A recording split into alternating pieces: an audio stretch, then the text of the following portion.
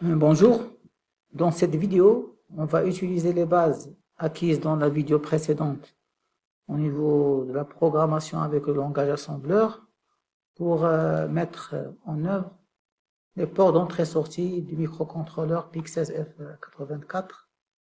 Donc, on va commencer par présenter les registres internes utilisés pour l'initialisation du travail. Donc, pour initialiser le travail avec les ports. Après, on va apprendre comment initialiser la direction des ports ou des broches d'un port, puis comment lire et écrire dans un port, avec bien sûr un exemple. Enfin, on va voir comment lire et écrire dans un bit appartenant à un file, toujours avec un exemple d'application. Alors, donc pour réaliser les applications et pour commander un processus, quel qu'il soit, le PIC 16F84 possède 13 entrées-sorties configurables individuellement. Il y a un port A avec 5 entrées-sorties de RA0 à A4. Il y a un port B, 8 entrées-sorties de RB0 jusqu'à RB4.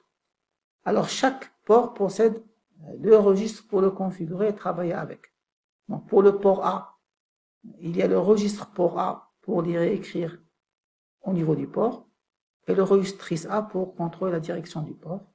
Pour le port B, il y a le registre port B pour écrire et écrire dans le port et le registre TRIS B pour configurer la direction du port. Alors là, il est à noter que les deux registres TRIS A et TRIS B se trouvent au niveau du banc 1. Comme on a dit, quand on a décrit le microcontrôleur dans la deuxième vidéo de cette série, donc pour travailler avec chaque registre, que ce soit le port A ou TRIS A, il faut bien s'assurer d'être bien dans le bon correspondant à ce registre. Donc pour port A et port B, ils sont dans le banc 0, et pour TRIS A et TRIS B, ils sont dans banc 1. Donc sachant qu'initialement, donc on est dans banc 0. Alors, je rappelle que c'est le rôle du bit RP0 du registre statut. Donc c'est RP0 qui contrôle le bon où on est. D'ailleurs, status, c'est pour ça il se situe au niveau des deux bons. Donc, si on veut travailler avec banc 0, on met RP0 à 0, on le met à 0. Si on veut travailler avec banc 1, on le met à 1. Sachant qu'initialement, d'après le datasheet, RP0, au démarrage, c'est-à-dire à la remise à 0, le RP0 il est égal à 0, c'est-à-dire on est par défaut situé au niveau du banc 0. Donc en résumé, il y a 3 registres à utiliser pour mettre en œuvre les ports d'entrée-sortie. Port A, pour un port donné bien sûr. Port A, TRIS A et statut pour changer de port. Et pour le port B, il y a port B, TRIS B et statut pour changer de bon. Donc voilà.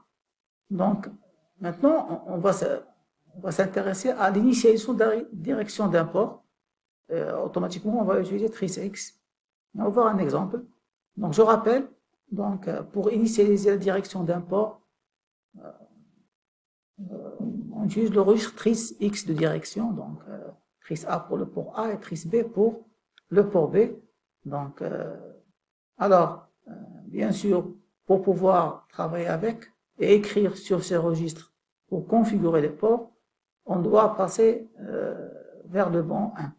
Et pour passer vers le bon 1, je rappelle toujours RP0. Donc, première étape de notre sous-programme d'initialisation, parce qu'on va dorénavant, pour initialiser un microcontrôleur, on va essayer de regrouper toute la procédure d'initialisation dans un sous-programme. Donc, ce sous-programme va commencer par demander au processeur de passer vers le banc 1. Donc, on doit mettre à 1 ce bit-là. Parce que pour être dans le banc 1, on doit mettre à 1 ce bit. Donc, l'instruction, c'est bit set file. Donc, bit set file. On doit indiquer le bit et le file qu'on désire mettre à 1. Le file, c'est statut et le bit, c'est RP0. On a déjà dit qu'on peut travailler avec le nom des bits et le nom des registres, vu qu'on a inclus le fichier P16F84.inc qui contient la définition de ces mots, de ces constantes ou de ces paramètres. Donc, première chose, pour le passage au banc 1, bit set file statut RP0. Donc, je remets à 1 le bit RP0 de statut. Donc, automatiquement, je passe au bon 1. Donc, maintenant, je peux travailler avec trice A et trice B. Alors, la règle qu'on doit respecter pour configurer soit la broche en entrée ou en sortie, c'est la suivante. 0, c'est pour sortie. 1, c'est pour entrée. Alors, pour vous rappeler, voilà la méthode que j'utilise moi-même. Donc, sortie, c'est output. Ça commence par un O, ça ressemble à un 0. Entrée, c'est input. Ça commence par un I, ça ressemble à un 1.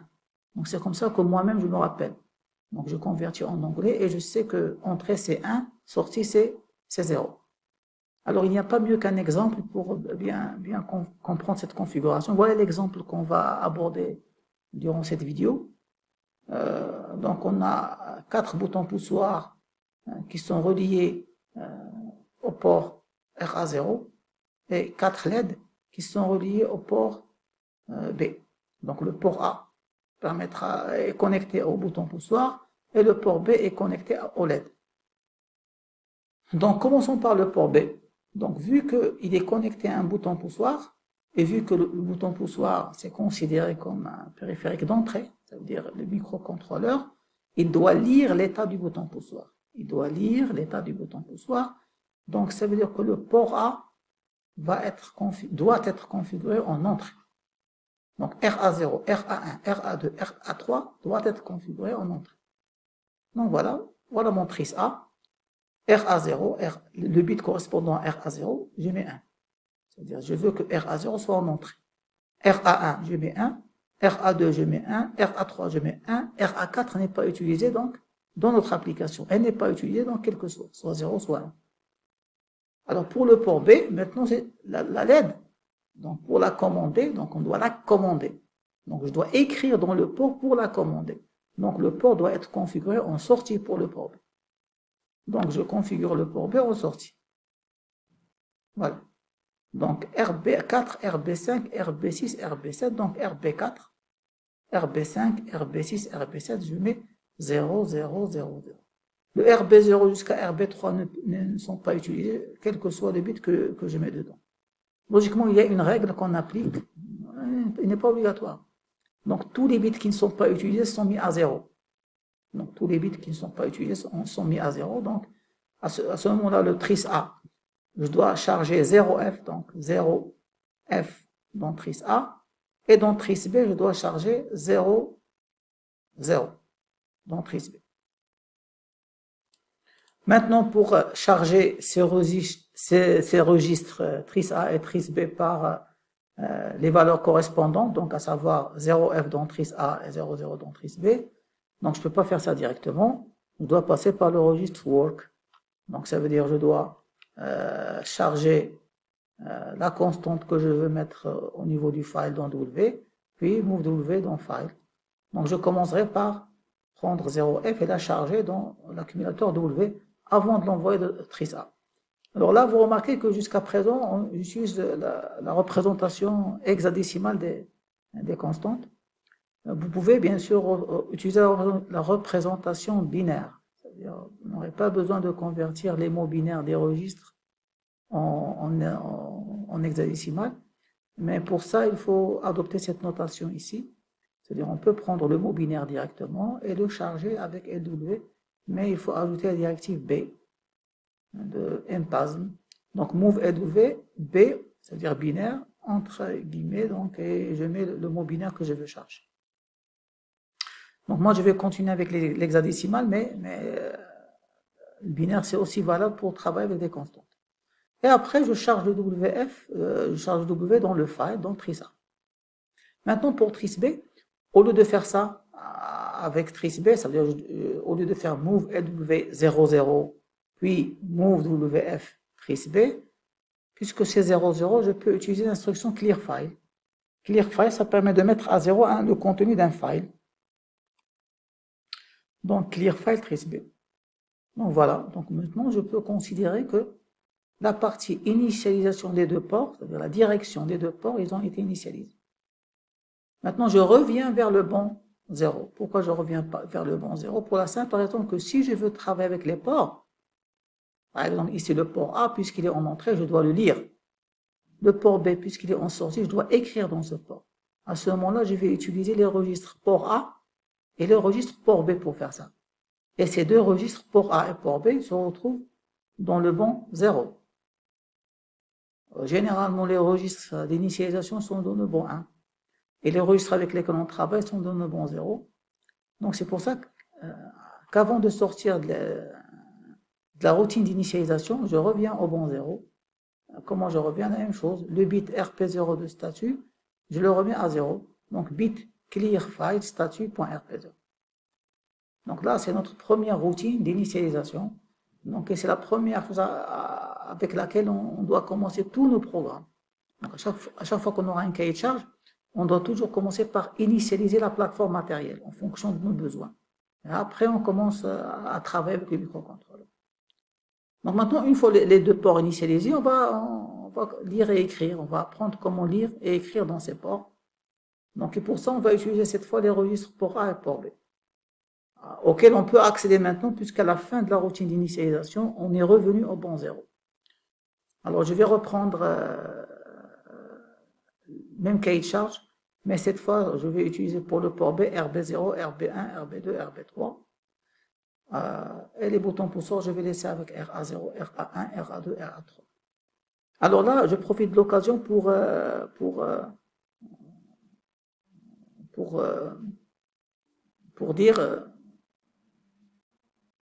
parler un peu de ce qu'on appelle les résistances pull-up et pull-down. Donc en général, un bouton poussoir, quand on veut le brancher avec une entrée, obligatoirement, on doit brancher une résistance. Donc, supposons que R5 n'est pas branché. On a le bouton BP1 directement connecté à RA0. Quand RA0, le bouton BP1 est appuyé, il y a la masse qui est court-circuitée et elle passe à RA0. Maintenant, quand le bouton poussoir n'est pas appuyé, RA0 se retrouve en l'air. Et je ne sais pas exactement quel sera son état, l'état qui sera lu par le processeur, par le microcontrôleur. C'est pour ça que j'ajoute ce qu'on appelle une résistance de tirage. Pourquoi je l'appelle en français tirage? Parce qu'elle va me tirer, elle va tirer 5 volts vers RA0. Quand est-ce qu'elle va tirer 5 volts vers RA0? Quand le bouton poussoir n'est pas appuyé. Mais quand il est appuyé, la masse est court-circuitée et RA0 sera égal à 0. Cette résistance de tirage 5 volts, en anglais, on l'appelle pull-up.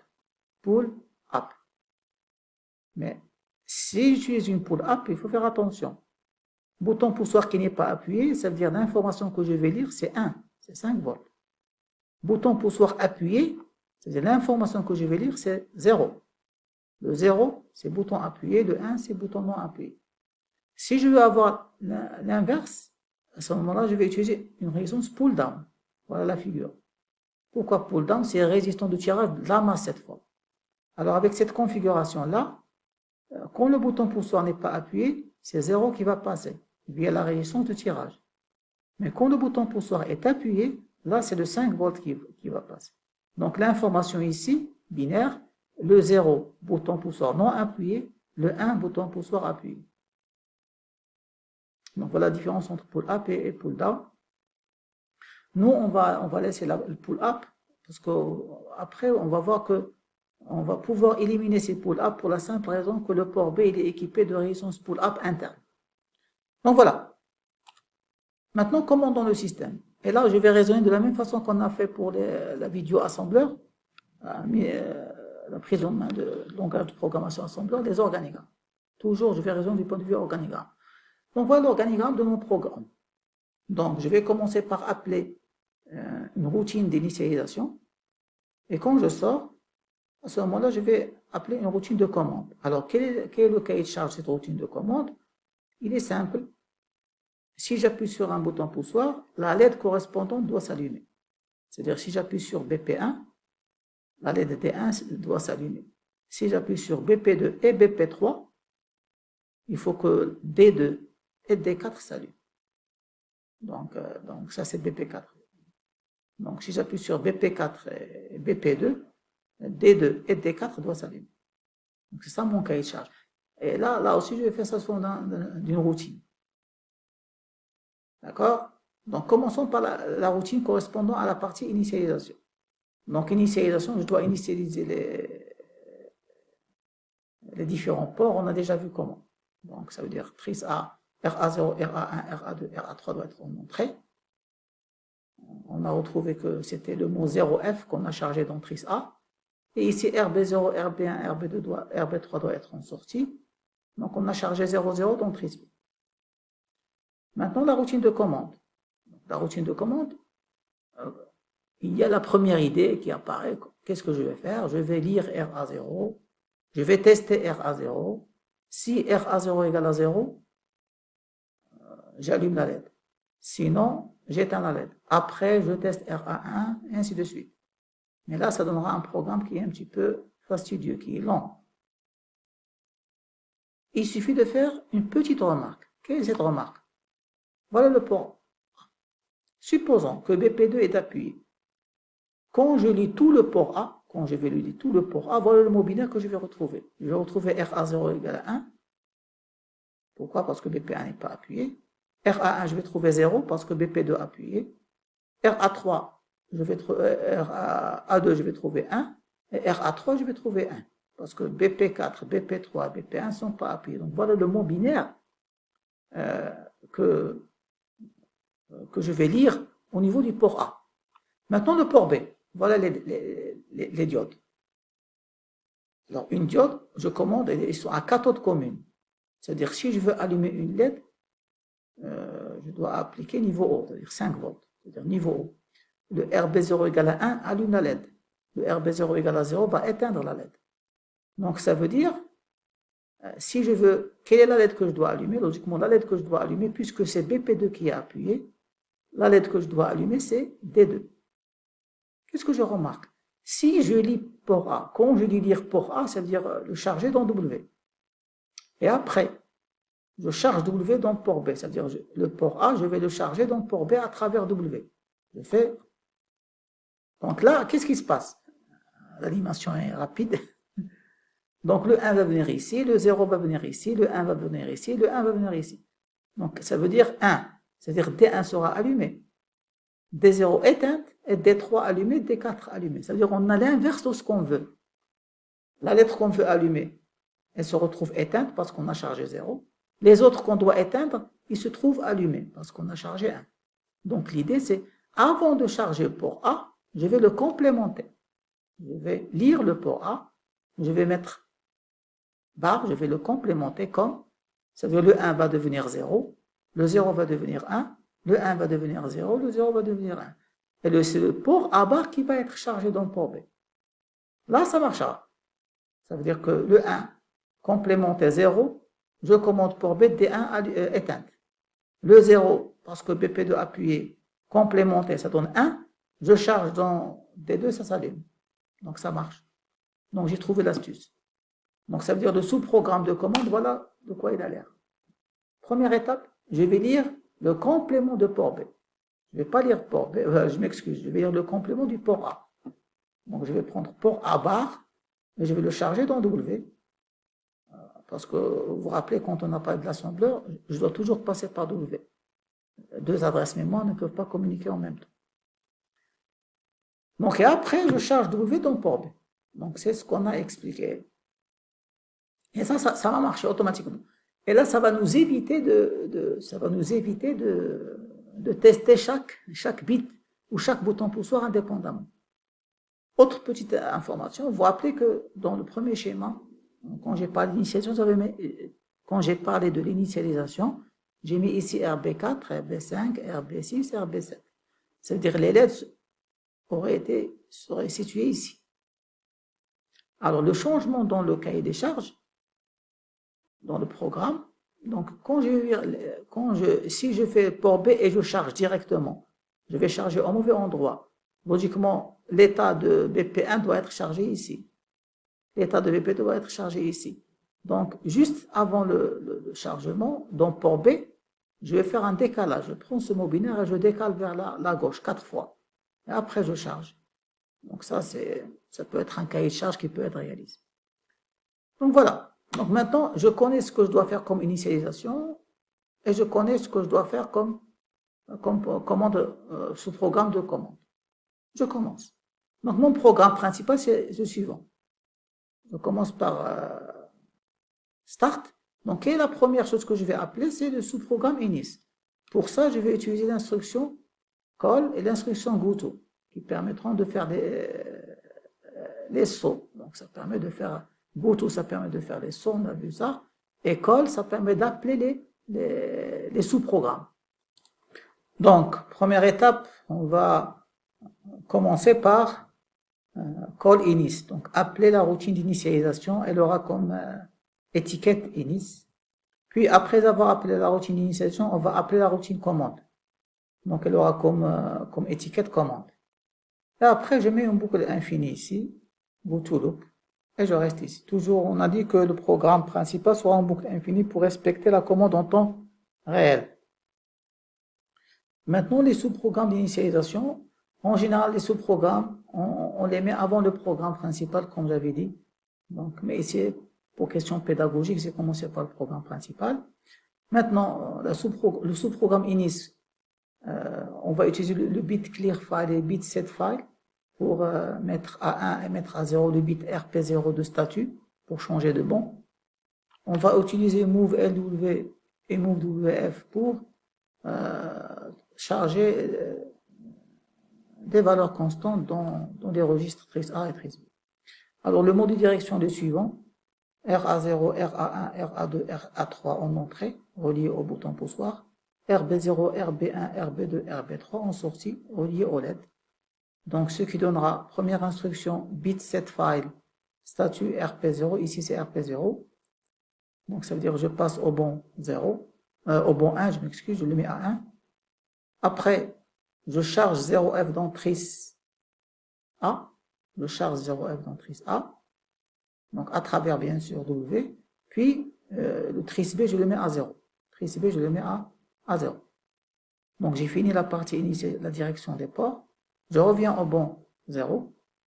Pourquoi je reviens au bon 0? Pour la simple raison que je vais travailler après avec port A et port B. Donc, bit clear file, je remets à 0 ce bit.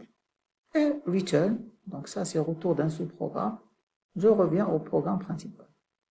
Donc, qu'est-ce qui va se passer? Start, call init, donc il va se brancher à l'étiquette init.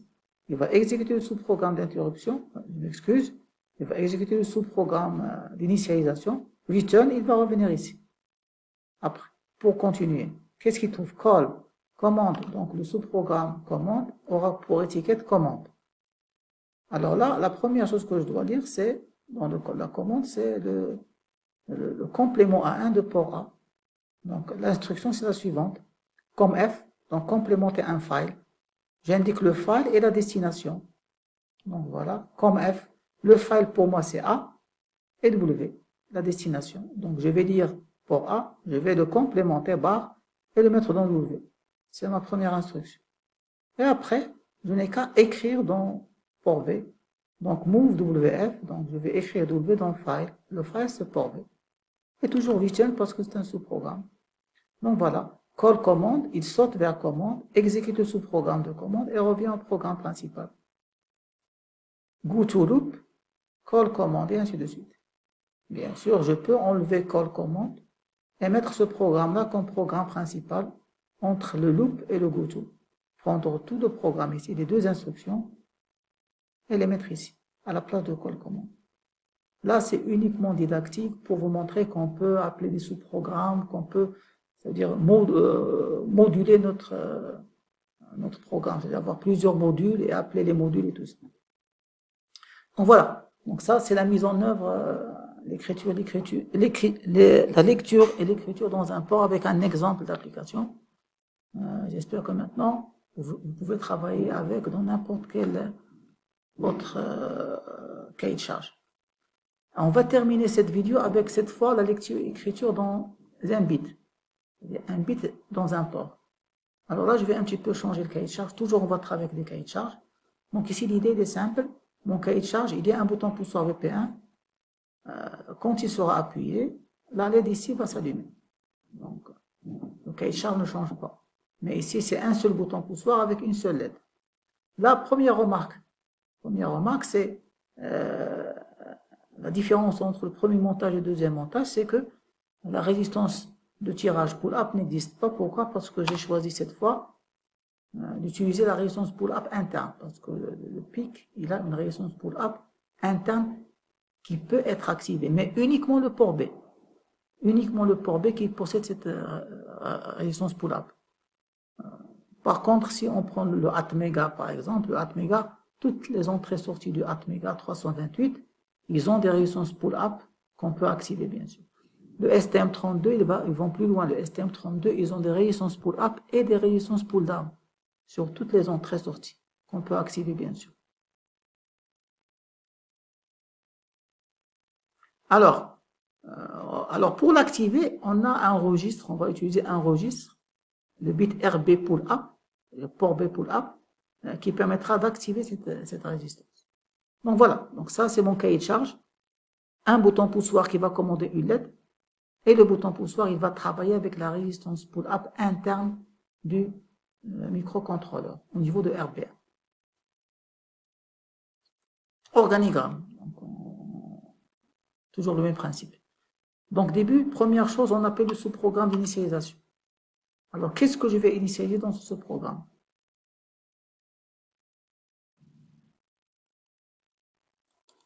Alors la première chose qu'on va initialiser, c'est d'abord la direction des ports. Donc RA3 va être en sortie et RB1 va être en entrée. Donc RB1 doit être en entrée et RA3 en sortie. Deuxième chose, nouveauté, c'est la résistance pull-up. Donc on doit activer les résistances pull-up du port B. Et pour ça, donc on a un registre ici, c'est le registre option registre, le registre option registre. Lui aussi situé dans le bank 1 comme tris A, tris B. Et dans ce registre option registre, il y a ce bit-là, le bit RB pull-up. Voilà, port B pull-up enable bit. D'accord? Donc là, il est actif sur niveau bas. Ça veut dire, si on met ici 1 dans ce bit, les résistances pull-up sont désactivées. Si on met 0, les résistances pull-up sont activées. Alors, là, il y a un petit problème, c'est que soit j'active toutes les résistances pull-up du port, soit je désactive toutes les résistances pull-up du port. Chose que, par exemple, dans des microcontrôleurs un petit peu plus évolués comme l'Atmega 328 par exemple, ou STM32, je peux activer la résistance pull-up ou désactiver pull-up d'une branche individuellement. Donc là, la seule façon que j'ai, c'est soit activer, soit désactiver la résistance pull-up de tout le port. Donc voilà le programme d'initialisation. Donc RB1 doit être en entrée, RA3 doit être en sortie et je dois activer la résistance pull-up. Donc une fois l'initialisation réalisée, je commence mon traitement. Là, puisque j'ai un seul bit, j'ai un seul bouton poussoir, je vais tester uniquement le bit correspondant à ce bouton poussoir, c'est-à-dire RB1. Donc je vais tester RB1, résistance pull-up. Donc si RB1 égale à 0, ça veut dire bouton poussoir appuyé. Si c'est oui, automatiquement, je dois allumer la LED. Donc, RA3 doit mettre ici 1 dans RA3. Si c'est non, je dois éteindre ma LED. Donc, voilà le cahier de charge. Donc, le programme qui va avec, en commençant par le sous-programme d'initialisation, première étape, je dois passer vers le banc 1. Parce que option registre, tris A, tris B sont dans le banc 1. Donc, inis, donc l'étiquette inis, donc bit set file, donc je mets à 0 le bit RP0 de statut. Maintenant, je commence l'initialisation. Vous avez remarqué ici, je vais initialiser uniquement le bit correspondant à tris A, qui m'intéresse. Ici, c'est RA3 doit être en sortie, donc je vais mettre bit clear file, le bit RA3 de tris A. Pour RB1 qui est en entrée, bit set file tris B RB1. Donc c'est une initialisation vraiment sélective. J'initialise le bit ou la sortie que je veux. Après, je passe, la troisième chose que je dois faire, c'est l'activation de la résistance pull-up.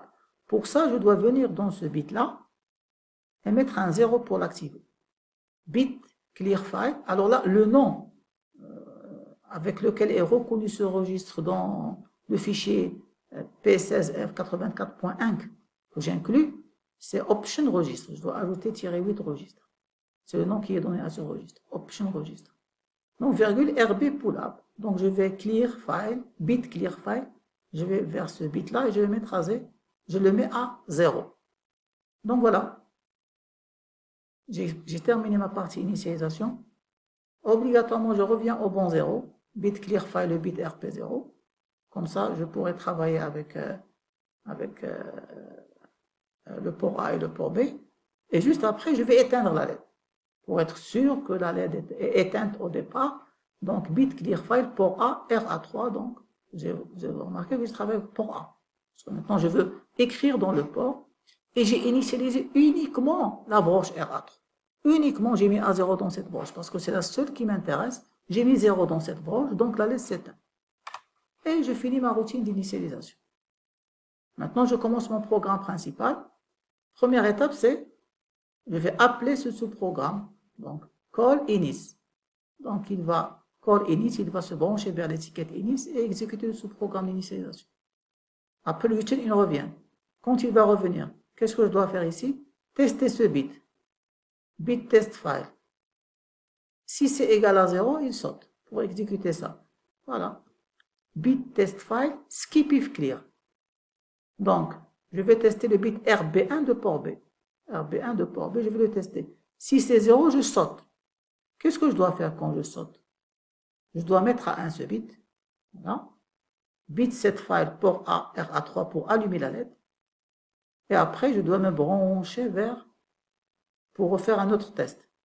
Je dois me brancher pour refaire un autre test. Go to loop. Et je refais le test. Comme ça, j'ai la notion, comme je dis, de temps réel. À chaque fois, je teste et je commande. Je teste et je commande.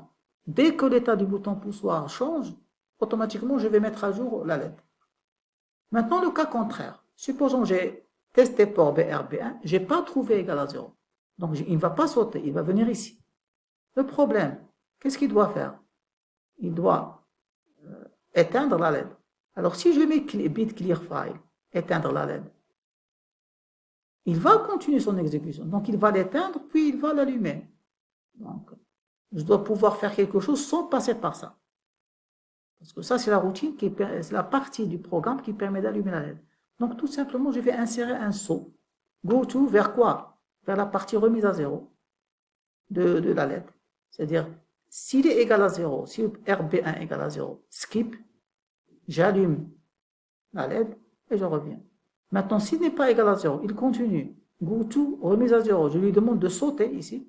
Et qu'est-ce qu'il doit faire quand il va sauter? Il va éteindre la LED, puis revenir à loop. Donc voilà, donc je recommence pour vérifier. Test port B. Est-ce que RB1 est égal à 0? Skip if clear. S'il est égal à 0, il saute. Il allume la LED, puis revient à la boucle. Très bien. Maintenant, il teste RB1. Il est égal à 1. Il ne va pas sauter. Go to RAS. Il saute ici maintenant. Il éteint la LED, donc tout va bien. Voilà. Donc ça vous donne une idée de comment travailler avec uniquement les bits d'import en cas de besoin. Alors, merci beaucoup pour votre attention. Encore une fois, pour avoir suivi cette vidéo que j'espère a été utile pour la prise en main du travail avec les ports d'entrée-sortie. Donc, la prochaine vidéo, toujours au niveau du PIC, 16F84, porte sur les interruptions. Il est à noter que tout ce qu'on a vu jusqu'à présent, il est valable aussi pour les PIC 16F877 et les PIC 16F876. Donc, jusqu'à présent, tout ce qu'on a vu, il est valable, avec des petites différences au niveau du premier chapitre, c'est-à-dire au niveau de la description du PIC. Par exemple, le PIC 16F877, il contient 4 ports, plusieurs ports. Donc, ce qui change, c'est que si on a port A, port B, port C, on aura trice A, trice B, trice C. Donc, c'est le même principe que pour les ports A et les ports B. Donc, rendez-vous pour la prochaine vidéo concernant les interruptions.